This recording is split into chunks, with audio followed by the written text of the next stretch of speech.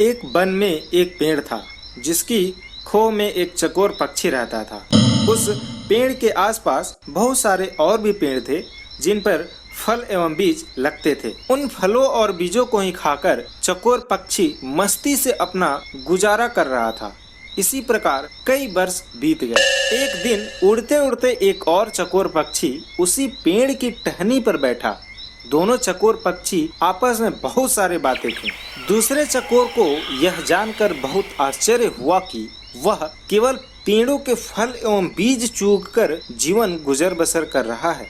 दूसरे चकोर पक्षी ने उसे बताया, भाई, दुनिया में खाने के लिए केवल फल और बीज ही नहीं होते, और भी कई स्वादिष्ट चीजें हैं, उन्हें भी खाना चाहिए।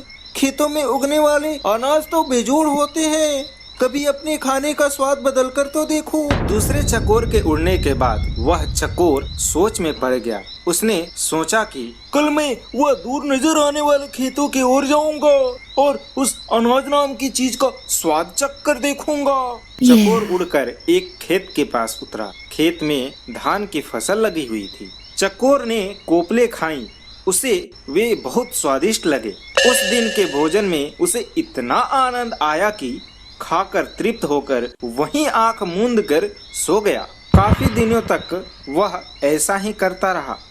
रोज सुबह उठता, खाता पीता और सो जाता। जब चकोर का मन अनाज के दाने खा खा कर भर गए तो अपने घर वापसी का सोचा। इसी बीच एक खरगोश घर की तलाश में घूम रहा था, क्योंकि पानी भर जाने के कारण उसका बिल नष्ट हो गया था। वह उसी चकोर वाले पेड़ के पास आया। खो को खाली पाकर उसने उस पर अपना अधिकार जमा लिया और वहीं रहने लगा। जब चकोर वापस लौटा तो उसने पाया कि उसके घर पर तो किसी और का कब्जा हो गया है। चकोर क्रोधित होकर बोला, ए भाई, तू कौन है और मेरे घर में क्या कर रहा है? खरगोश ने दांत दिखाकर कहा, मैं इस घर का मालिक हूँ, मैं कई दिनों से यहाँ रह रहा हूँ, यह मेरा घर है।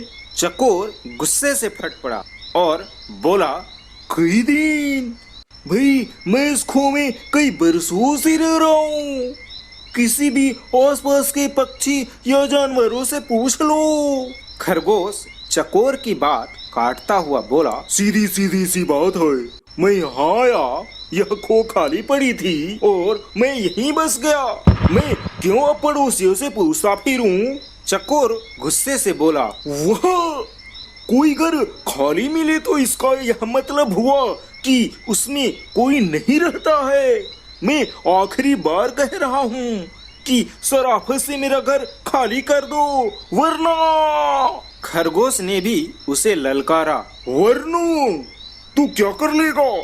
यह घर मेरा है, तुझे जो करना है कर ले। चकोर सहम गया।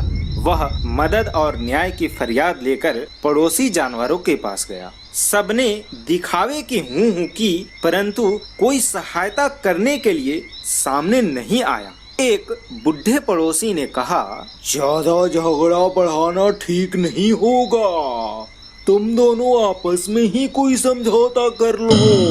दोनों में से कोई समझौता करने के लिए तैयार नहीं था। दोनों अपने अपनी बातों पर अड़े हुए थे। अंत में लोमड़ी ने उन्हें सलाह दी, तुम दोनों किसी ज्ञानी ध्यानी को पंच बनाकर अपने झगड़े का फैसला उसे करवाओ। दोनों को यह सुझाव पसंद आया। अब दोनों पंच की तलाश में इधर उधर घूमने लगे। इसी प्रकार घूमते घूमते उन्हें पेड़ के नीचे एक बिल्ली नजर आई, जो जप तप में मग्न थी।